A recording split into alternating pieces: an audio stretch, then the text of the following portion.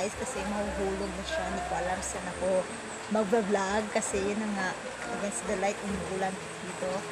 Ito, gagawa ko ng panibago kong vlog about my the life of my lola. Who is she? Na gusto ko lang i-recall na kung gaano ko ka-blessed to have a lola, gaano niya kami inalagaan. So excited! That's why tutok lang guys. Tutok. Guys, wala na ako nag-ayos na kasi dito lang naman sa bahay nakakatamad naman mag-ayos-ayos. Yeah, I hope you will like this video. Hope you will hope you will like. Yeah, don't forget to like. Hope you enjoy it. Meanwhile, hey guys, ito, nandito tayo sa kwarto ko. Makalat yan guys. Punta tayo sa kwarto ni Papa. Pasensya na po. Kumakalat na siya. He is singing and ito tayo sa kwarto niya. Napakasimple lang ang kwarto ng lola ko. Ito siya tulong. Diba? Tulong sila. Dito na lang ako magagawa ng vlog ko guys. Ikukwento ko sa inyo kung paano napakaano talaga. Nagising na siya guys. Ingon hi! Ingon hi na. Gusto ko lang ibahagi sa inyo yung ng lola ko, yung buhay niya. I'm so blessed to have a lola like her. Natutulog siya. Ito yung kwarto niya. Ito siya natutulog guys. Ibahagi ko lang. First of all, I would like to thank God for giving her another a long life. Na ano niya, diba? 99 years old. Sino ba naman napaka-bless? Blessed and grateful na makaabot ka pa dyan sa 99 years old. And gusto ko lang i-recall, naalala ko lang yung mga na childhood kami ng kapatid ko. I am 9 years older. 9 years old and si Joma is 8. Lumalaro kami sa labas guys. Yung okay pa si Lola, kaya pa niya yung katawan niya. Nagluluto pa siya sa amin. Pinahabol niya kami, pinupuntahan niya kami sa mga bahay na saan kami pupunta sa mga bahay namin. Maaga pa lang, lalayas na kami ng kapatid ko. Lalaro, mag-aano kami, tawag dyan, mag hide and seek. Naalala ko lang yung pagsabihan siya kapag 12 PM na, sa lunch na. Pupunta siya, Mary Joy! Joma! Uli na daw. Hindi si Lola. Uli na daw kayo mukhaon na. Siya yung nagluluto ang ulam namin guys. Ano ba? Paks yung isda. Nalala ko paks yung isda.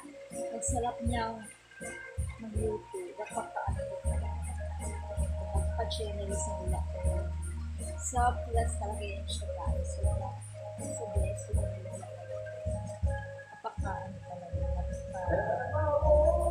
Generous, talaga madamot sa mga apo.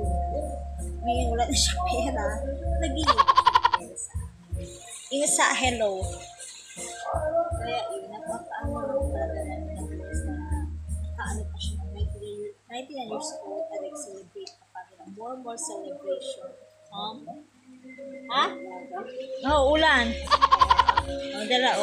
Nakala niya matutulog ako guys, kaya naghihingi siya ng ulan. Dili lang la. Akala niya matutulog ako guys. Yan yun guys.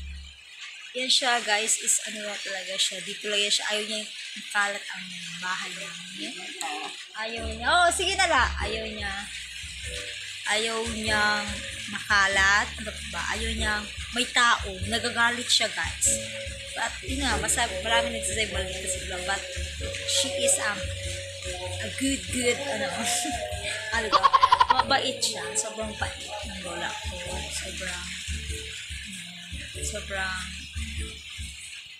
sweet sa amin. So, naalala ko lang guys, hindi siya nagkuha siya ng kahoy guys. Kasi, yun na nga, mga matigas ulo namin doon. Medyo marang napakayag kita. Kaya yun. Ano ko lang talaga na naalala ko lang. That's why nag-vlog ako. Gusto ko lang nakaka-bless ako na nakaka-celebrate pa na nakakasama pa namin siya at nasa-celebrate pa namin together nakasama namin ang lola. Yes. Dito siya. Kaya nga dito lang kami celebrate kasi hindi na kami pupunta sa labas kasi hindi na niya kaya maglabas. Kaya yun. Yun lang guys, na-share ko lang. Kaya umuula dito guys, naalala ko lang talaga si Lola. Kaya so nag-vlog ako, gusto ko lang bahagi na napaka-bless ko. Binigyan pa siya ng mahabang buhay. Napaka-amaze lang talaga. 99 years old. Na ano niya talaga.